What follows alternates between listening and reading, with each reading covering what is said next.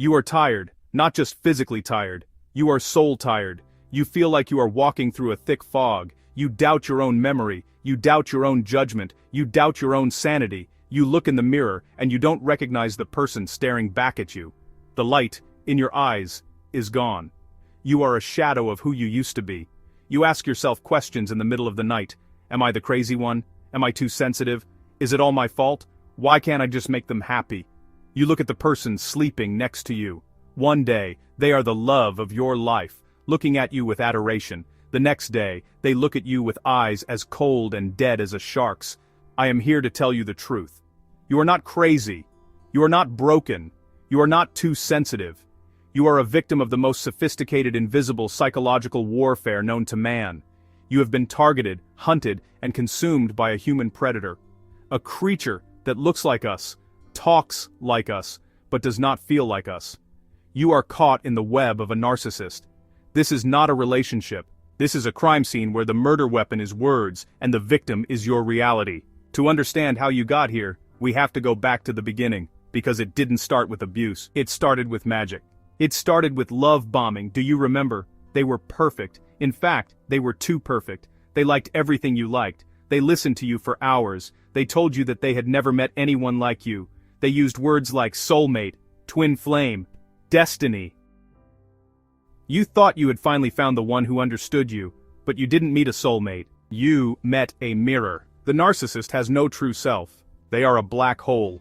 They are empty. To survive, they must steal a personality. So they studied you. They downloaded your dreams, your insecurities, your desires, and your wounds. And then, they reflected them back to you perfectly. They became the actor playing the role of your perfect partner. The constant texts, the grand gestures, the rush of dopamine. It felt like an addiction because it was designed to be one. They were getting you hooked on the drug of their attention, so that later when they took it away, you would do anything to get it back. You didn't fall in love. You were data mined. You were groomed. And once they knew they had you, once they knew you were addicted, the mask slipped. It wasn't a sudden explosion. It was a slow poison. This is the devaluation phase. The compliments stopped, the criticism began, but it was subtle at first. A joke about your weight, a comment about your job, a look of disgust when you spoke, a sigh of boredom when you cried, and then comes the most dangerous weapon in their arsenal: gaslighting.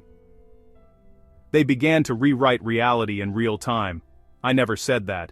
You are imagining things. That never happened. You are crazy. They hide your keys and help you look for them. They provoke you until you scream, until you break down, and then they sit back calmly, look at you with no emotion and say, "Look at you, you are unstable, you need help." This is how they break your mind. They make you distrust your own eyes. You start to apologize for things you didn't do. You start to record conversations just to prove to yourself that you aren't insane. You start to walk on eggshells, terrified of waking the dragon. You stop being a person. You become a customized appliance, designed to serve their ego. But why? Why do they do this? This is the part that is hardest for a normal human being to understand. You project your own empathy onto them. You think, deep down, they love me, they are just hurt. No.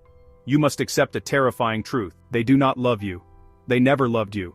To them, you are not a human being with feelings. You are an object. You are a source of narcissistic supply. Imagine a bucket with a hole in the bottom. That is their soul.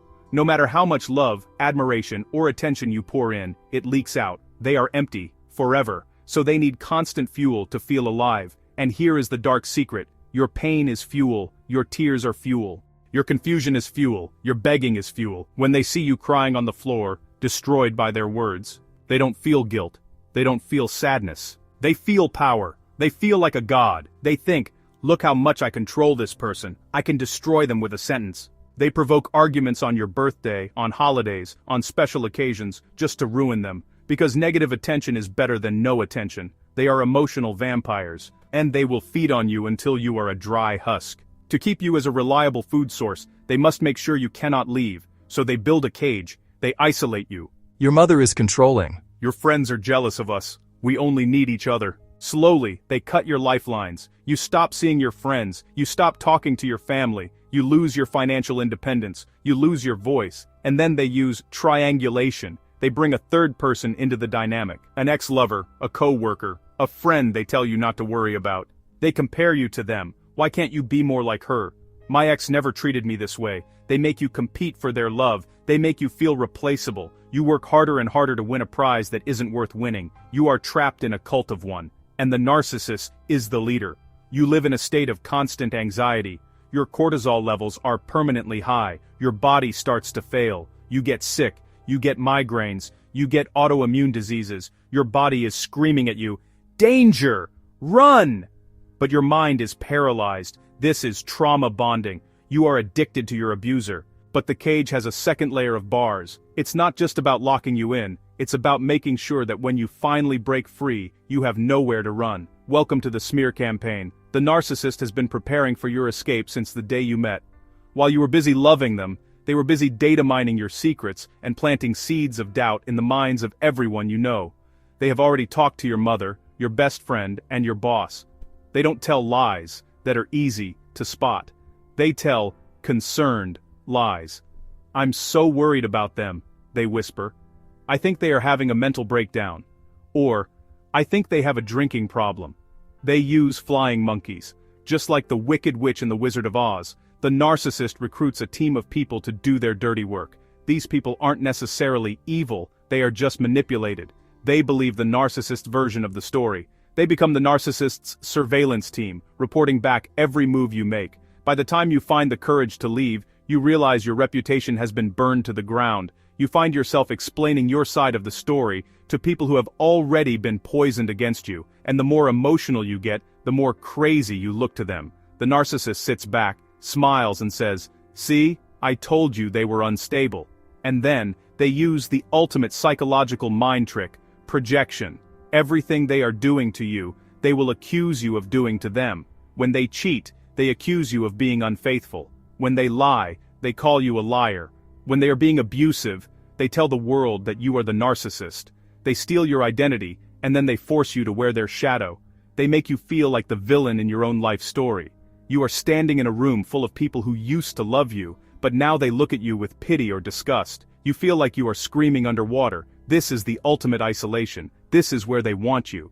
Because if the whole world thinks you are the monster, you will have no choice but to crawl back to the only person who understands you, the predator. Eventually, one of two things happens. Either you collapse completely and you are of no use to them anymore, or you wake up. When you are no longer useful, the discard comes, and it is brutal, it is cold. They will look at you with dead eyes and walk away as if you never existed. They will replace you instantly. They will post photos with their new soulmate the next day. They want you to see it. They want to twist the knife one last time. They want you to believe that you were the problem, and now that they are with someone else, they are finally happy. Do not believe the lie. The new person is not their soulmate. The new person is just the new victim. The cycle has not ended. It has just reset. But this brutal discard, this is your moment of liberation. The pain you feel right now, that is not the pain of death. That is the pain of surgery. You are cutting out a malignant tumor. There is only one way to win against a narcissist. You do not fight them. You do not argue with them. You do not try to explain your feelings. You cannot explain empathy to a shark. You cannot teach a robot how to love. You must go, no contact. This is not a game. This is survival. You block the number. You block the social media. You block their friends. You become a ghost. If you have children and must communicate, you become a gray rock. You become boring. You become unreactive. You show no emotion. You give one-word answers. When they cannot get a reaction out of you, they starve. They will try to come back. This is called hoovering. They will send flowers. They will send apologies. I've changed. They will use emergencies to get your attention. Do not open the door. The creature behind the door has not changed. It is just hungry. It wants to finish the meal. If you are listening to this, you survived. You survived a psychological war zone. You looked into the eyes of the abyss, and you are still standing. You feel broken now, but you are not broken. You are waking up. You now have a superpower. You can see behind the masks. You can smell the fake from a mile away. You know your worth now, because you had to fight for your life to keep it. The narcissist will die alone, chasing a reflection that doesn't exist, forever empty, forever hungry. But you are real. You can feel, you can love, you can heal. The cage door is open. Do not look back. You are not going that way. Walk forward, into the light. You are free.